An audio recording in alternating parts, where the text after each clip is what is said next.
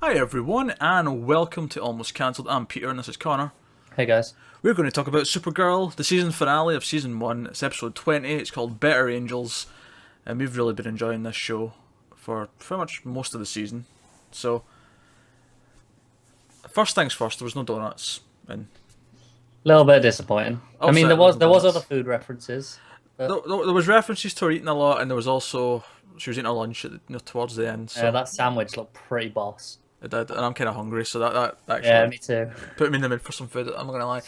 Um, Overall, though, pretty good final, I would say. Yeah, definitely. A couple of nitpicks, but nothing major. Just a couple of, I don't even want to say scientific, just weird leaps and full spoilers, by the way. I didn't mention that, full spoilers. But apparently, ripping Indigo in half kills her, even though she can digitize into things. Yeah, and she was still like Talking. alive for quite a while Yeah. after she was in half. I don't know. Yeah, it was like a regular person had been ripped in half and was slowly dying as they lose blood. But Yeah, I don't know. yeah, a little bit weird, but whatever. Yeah. Also, General Lane's a fucking idiot. He never thought to check the prison they've left sitting there, for the last however many years. Oh, fucking hell. I mean, fair enough to Supergirl and John and all that. They don't know about this because they're surprised like we are when he brings it up. Yeah. To be fair, General Lane's never exactly been the smartest guy, has he? Nah, he's also the guy who who commissioned a killer robot that didn't have an off switch. Yeah. That was him. That was Lane. Yeah, exactly. So, I mean, when you put it in perspective like that, I buy it. Oh god.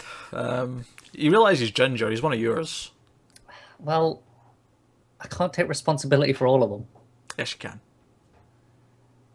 Damn it. Where's my good ginger role models on TV? It's disgraceful. The only one in this show is a fucking moron. No, there was another one that Cat made Kara move, like one random Oh, episode, yeah. because his hair was That distracted. was literally there just for a ginger joke. Yeah, I know. Best thing ever. Oh god. All right, You can't do that with anyone else. You can't do that with any other minority group at all. But gingers, nah, it's fair game. oh, I know. All right, I'm over it. Oh, I'm not. I still love it. So we had the cliffhanger last week with Alex being mind controlled and jumping towards Supergirl, and that was. But not only just that. That fight scene was actually pretty cool. I liked how Supergirl was trying to not hit her and just she tried to trap her with the rebar and stuff. Yeah, I liked that. I liked her approach to the fight. It was very in character. it was. Yeah. So that was good. But that was wrapped up fairly quickly. Jean showed up with their mum, and fair play. I did think it was a little bit strange how, just from a structural point of view, that we built all this up last episode, and then all the mind control stuff was fixed by the opening title. Yeah, I feel like this shows a weird thing with cliffhangers. The last one at the mid-season Yeah. did the same thing where it set up this massive fight for a cliffhanger, and it was kind of done in 5 minutes, and then just on to the next episode. Yeah, it was weird. It's kind of like it feels the need to have a cliffhanger to make sure Yeah. people are there for the big That's episode. that said, I mean, I think the resolution to this one was much better than that mid-season one because It was. I liked the whole broadcasting the message of hope and That was a good 5 minute monologue about hope, and it was fantastic. yeah, I think the word if you were playing a drinking game where you drank every time she said the word hope, you'd probably be dead Dead. Yeah. by the end of that scene. I will say it made me feel better. I'm in a bit of a shit. I've got so much work to do, and then it's like, oh, now there's a nice speech about hope. That makes me feel better. Hope one day that your university work will be finished. Exactly. So I liked all that stuff. One minor detail I liked about all that when they were all sort of snapping out of it. I liked that Wynn snapped out of it first. Yeah, I really like his flashbacks were so much more effective than the ones we saw for James. They were they have way better chemistry, and it was actually kind of sweet. Yeah, Him remembering all those moments. Whereas James is just the good-looking one. and then Lucy just has the shock face. What's she gonna remember? I don't. But no, I like that the one remembered first, and that maybe he cares for Kara more than James actually does without realising it, just because it got to him quicker. I mean, eventually got to all the strangers too, so it worked eventually for everyone, but he was first. Yeah, exactly. And that's pretty cool. So the rest of the episode builds up this idea that the Myriad Project is now it's been set to 11, which is going to blow up every human's head. Love it. In about 4 hours. I was fine with that. My only problem with that whole plot, and it's a very cliched thing that everyone seems to do, even Christopher Nolan's guilty of this, is that this vague amount of time where this thing is going to happen suddenly has an exact countdown clock with seconds on it later on in the episode. But I'm gonna quote Maxwell on this. I do love a good countdown. Yeah. But even Nolan did it, because in Dark Knight Rises, I won't spoil much, but, like just that nuclear bomb's probably going to detonate in about 3 months, It's not an exact science, and then at the end of the movie, there's like literally a countdown to the second. Yeah. When it's going to happen. So, even greater minds have been guilty of that, but I'm pointing that out because... You point out as a flaw in Rises as well, so it's an equal flaw. It is, it's an equal flaw. So, so there's that. I've pretty much nitpicked everything I could nitpick, though. Unless we want to joke a little bit about Superman being KO'd just in the background, which made me proper laugh. Because we see Jean lying there first, right? And I didn't think anything. And then someone mentions Superman, and it cuts to like his boots just sticking out at the bottom of the frame. Fantastic. And I started laughing. I'm like, do you know what this is turning into? Did you ever watch Home Improvement growing up? No. There was a character in Home Improvement, the neighbour, and the joke was that you never seen his face because it was like he always because Tim Allen's character always spoke to him in the garden. Right. So there was this big tall fence that went up to about his like nose. So you only ever seen like maybe his forehead and his hat. And it started to feel a little bit like that with Superman on the show. Yeah. We would just see parts of him and nothing else. Yeah. The only other thing that was weird for me was their system for Kara in space. Now, it would have been fine. I could accept that this is just their rules for the Kryptonians. But didn't they say Superman was dealing with a mission off-planet earlier in the show? I don't know why you think this is weird. Because there has been incarnations of Superman in the past where he cannot breathe in space. No, that's not weird. It's the fact that I'm sure I remember them saying he was dealing with a threat off planet. Oh, so, yeah, I just figured. Yeah, but he's done that in the comics when he can't breathe in space as well. He has a suit. He has a Superman spacesuit. Fair enough, but it just felt weird when, like, in this where we see ships, but I don't know. I got this because I remember, this is going way far back, but when Lois and Clark was on and he could just fly in space, I remember there being complaints that Superman's not meant to be able to fly in space, which is ultra nerdy getting into the nitty gritty of it. But yeah, it just struck me as weird given the previous comment. That was all. If they hadn't had that comment, I wouldn't have thought anything of it. Yeah, I just guess he's got a suit, like. Yeah, but how does he steer? Because he's got no thrust. There's no gravity. He can't. Maybe he's got a ship. I don't know. Yeah, maybe he's got his fortress. So why not? Yeah, maybe as a ship. I'll give you that one. I mean, all Supergirls are still working. That's true. So All right, I'll give you that one. And we even know an adult can fit in it because Alex was in it. So. Yeah. Okay. I've just picked that complaint apart in. No. That last part was finally a valid argument to it. All the other stuff, I was not. All of it was valid. I don't know. All of it. Only the shit part I will accept.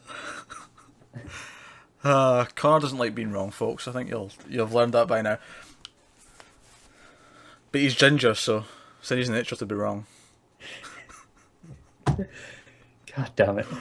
I love it. All right, so final fight with them all, like, John Jones is like, you know what, fuck this, I'm going with her. I like how he clearly either just phased out of the other handcuff or just snapped it off. Yeah. Because he had the other half on, so I assumed he snapped it, and then he just sort of like grabbed it, in front of him. It was a very cool little, you know what, I could have got left at any time I wanted to, you pricks. Like, how dare you. But I suppose before we talk about that, even we should talk about Kara going around everyone and saying goodbye because she thinks it's a suicide mission. Yeah, this was really great. Yeah, I liked it as well. It was a nice, very super. I keep almost saying Superman, but you know what I mean? Like, very super person I feel like it and is easy character. to just say Superman because this is very much playing on just the Superman mythos in Yeah, general. it is. And I liked. Who did you say it to? Was it Max you said it to? No. It was the scene with Jean when she kisses him on the forehead at the end, Mm, and she says to him, "If I die saving that world, I'm at peace with that." You know, and yeah, I really liked that. That was a good line. So yeah, it's good. so I liked all that stuff, and then the actual fight I thought in the desert next to the ship was actually pretty cool. I thought there were some cool moments. Martian Manhunter throwing Non up in the air, and then Supergirl flying into him, and Oh yeah, just ultimate tag team combos. yeah, we got the angry heat vision again, Yes, which I do enjoy. top five moments when she does angry heat vision. Yeah, I prefer the first one just because it was a bit more emotional. Although you probably noticed the music that you used during that emotional one was in this episode when she was Did. talking to Jean, I think it was, and it was a nice callback musically, There which I was liked. actually a small reference to the John Williams musical score as well earlier on the piano. Oh, I, call, I, It's in call, the first. It's in the first I third. remember what you're talking about. Yeah, Mm. I remember the piano coming in. Yeah, which was nice. Um, so fight was good, other than the weird way that Indigo can apparently die. I really enjoyed the fight Yeah, and the heat vision, but they also saved a lot of money because I thought everything with Supergirl picking up that ship and flying into space and all the shots of her just floating in space with the sunlight, I thought it all looked great. yeah, shockingly great. Like I was really and see this specifically the shot of when the ship's coming out the atmosphere Mm. and the atmosphere's also like pouring down the sides of it as it's coming out. I was like, we should not be able to see something this good on TV. This is This and Flash are pushing the boundaries of what I expect from CGI on TV. yeah. I mean, I want to know where they're cutting the corners from, so they can save money for the CG because they're But doing there a was good a good job. amount of Manhunter on screen as well, and Yeah. he looked good. So no, for TV standards, this was off the charts in terms of The, effects. the corner the corner being cut was definitely on Indigo. Yeah, or T1000 and other Yeah, stick. I mean the sword arm looked all right, to be fair. Yeah, But just yeah, her design general, like they could have CG'd her a bit more, and they clearly just wanted to save money on that design. yeah. It'd been so easier to just not have her be blue. See, the thing is, with her being blue, it feels like they wanted to make her look like a metallic android thing, but didn't want to commit A little to that. skin or Yeah, paint but on skin. Yeah. but it looks like painted on skin. So yeah. Oh, it's so weird. So that's a shame. But no, everything else about her like getting into space and all looked great, and it felt epic, and it felt like a big season final type moment where you've Yeah. earned this over the season. I mean that was pretty cool, and then Alex coming out to save her, also pretty good. Although I was thinking this was might be where we kind of get a Superman cameo. I was half expecting, I was expecting him to fly up and get her. yeah. Actually, that would go against the fact that they can't breathe in space, but maybe if he goes fast enough, he can sort of slingshot back into Yeah, the maybe. atmosphere or something like that. But I was expecting just the quick blur of like Superman going past. Me too. Alex flying the ship's cool. It looked a little bit goofy when she was like you could see her sitting in it. Yeah, but it was only there for like half a second, so Yeah, but no, I mean it was fine. And we got the nice dinner scene afterwards, and Kara and Jimmy appeared that it might be a thing now, mm. which is fine. It doesn't bother me, but at the same time, I do think she has way more chemistry with Win. It doesn't bother me from a story perspective. It's just those two actors just don't have the chemistry. That's what bothers me about it. Even the scene when she's saying goodbye to everyone, the scene she had with Win was a lot more touching than the scene she had with Jimmy. Yeah, definitely. So, I mean, I'm fine with them doing it for a while, but I kind of have that TV attitude where I know they'll be together for maybe most of season 2, and then something will happen. Yeah, it's one of those things that all TV shows have to do, isn't it? Yeah, and they'll decide, and she'll decide that it's too dangerous for him to be be in a relationship with Supergirl, so they have to end it. And yeah, so I kind of know exactly where it's going, that it's going to end, so I'm kind of okay with that. I did. One thing I want to point out is Did Kat not question who Jean was? Because he was just there, like, during the whole TV broadcast bit. I think maybe they filled her in that he was DEO. I guess. I'm assuming that, but, you know. That would be my assumption. It was just one of those things where it sort of occurred to me as I was watching it. They've never met, really, have they? Except maybe that one time he was posing as like an FBI agent and showed up at the office. Yeah. I'm imagining they just filled her in as government. Yeah, I suppose. Kara got a promotion at work. She's got her own office now. Yeah, it's cool stuff. Oh, before we go, just remember about Kat. As if I didn't like her enough already, she doesn't like Chris Martin. It's just like, bonus points. No, she said she did now after the uncoupling. No, she likes Gwyneth now, but she didn't like Chris Martin. I'm not going to fight you on it because I can't. But when I watch that scene again, I think you might be wrong. I don't think so. I think you may be wrong. I like Coldplay, so bite me. As individuals, I don't give a shit, but I like some Coldplay, so. You're a disgrace. I really. So Kara's got a promotion. I like that scene. I like that Kat finally called her Kara. Yeah, it was a nice moment. That was a nice moment.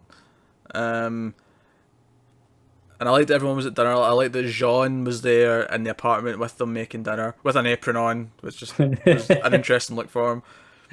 I liked it. I even liked the touch that Kara's got a trick where she can open champagne without Without touching the cork. Yeah, I guess she just squeezes the bottle a little bit and the pressure Yeah.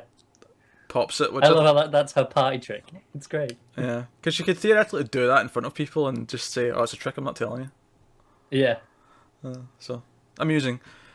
But of course, at this point, I'm thinking, oh, we're going to get a nice settled ending where if this doesn't come back, if we somehow don't get a season 2, it'll feel like a nice, oh, she saved the world, she did something prominent, and it feels like we've had some good arcs. And the only thing left hanging would be the fact that they've not found her father yet, but that, you know. And I think before that was also the thing with Max Lord, the ball. Yeah, that's right, yeah, he's got the energy source. From General Lane. Yeah, so those sneaky buggers are up to something.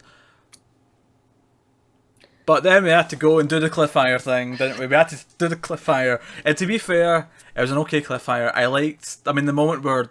Because you could sort of see it in the shot, that both Supergirl and Jean both turn round because it's time to go. Like, both of them like, right, it's time to be superheroes now.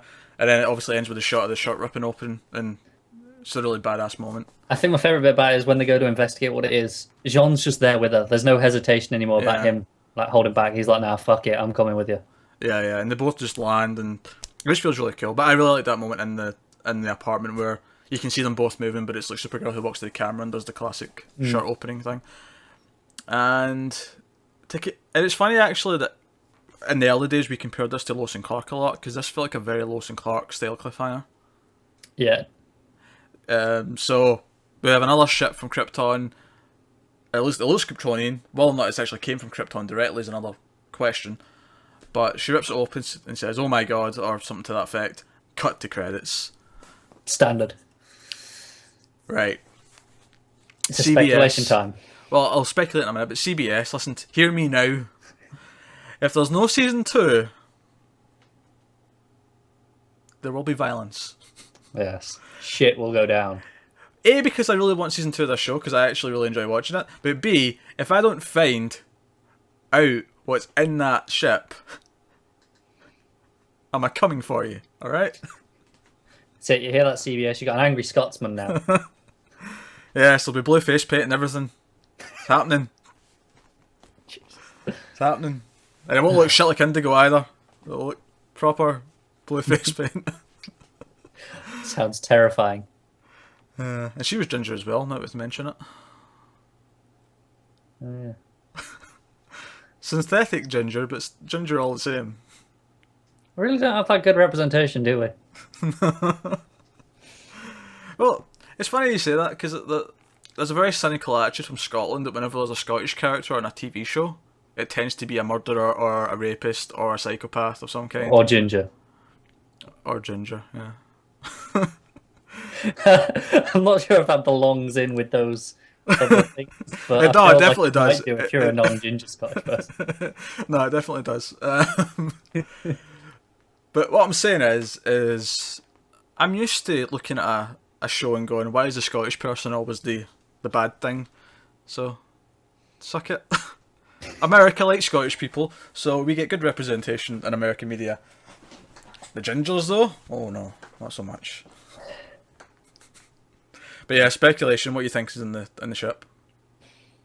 I don't know. My first thoughts were it's her. It's like a timeline thing, like a weird All right, wormhole. okay. So yeah, So you thought it was going to be a young Kara and an old Kara? yeah, like a duplicate sort of thing where she went through space. I don't know.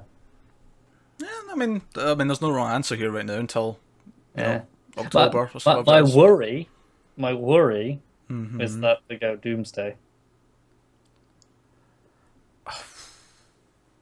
You know, it wouldn't surprise me if we get Doomsday at some point in this show.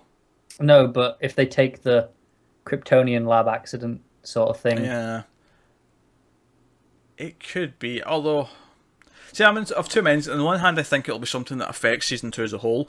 But then most of the other cliffhangers in this show so far have been wrapped up in 5 minutes and yeah, not been a big deal. So, I don't know. My mind doesn't jump to Doomsday. I think it'll be more. I mean, I'm not jumping to it's another version of her, but I could see it being another Kryptonian child that she then has to be a big sister to and actually look after, like she was meant to look after with Clark. yeah, that could be cool. I could see it being that. I could see it being someone that she specifically knows from Krypton. Hence her reaction. I could see it being a young Clark. Okay. So to go with there's two of them, but not Yeah, two yeah. of her, like two Clarks. So we have Kid Clark. And maybe this leads to a twist where this young Clark's from another universe, or maybe the Clark that they've had the whole time has been from another universe. Yeah.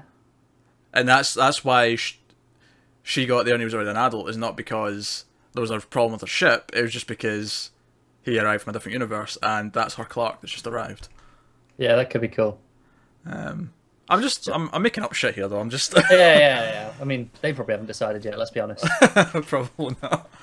But quickly, speaking of Clark, I really like that messaging at the end. Oh yeah. It's like, oh, is this what a hangover feels like? You're asking me. I like those little interactions that we get with her and Clark on the messaging. It feels quite natural. Yeah, they feel close. It's nice. So that's pretty cool. I think that's everything. Is that everything? That's everything. Think so.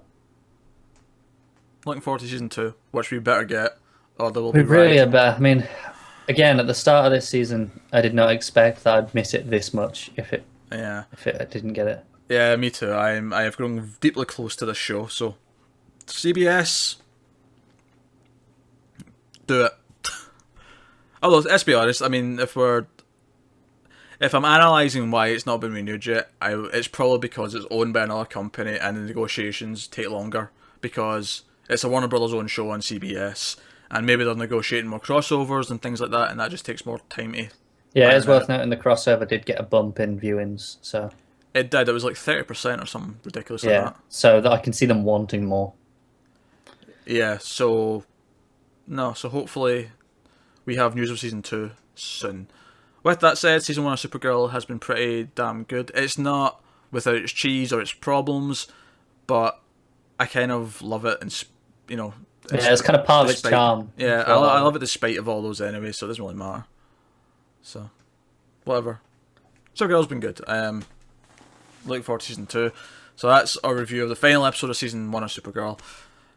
And as always, guys, thanks very much for watching. Please rate and subscribe and thumbs up and comment. Let us know what you thought down below and all that jazz. And we will see you for Supergirl in the fall.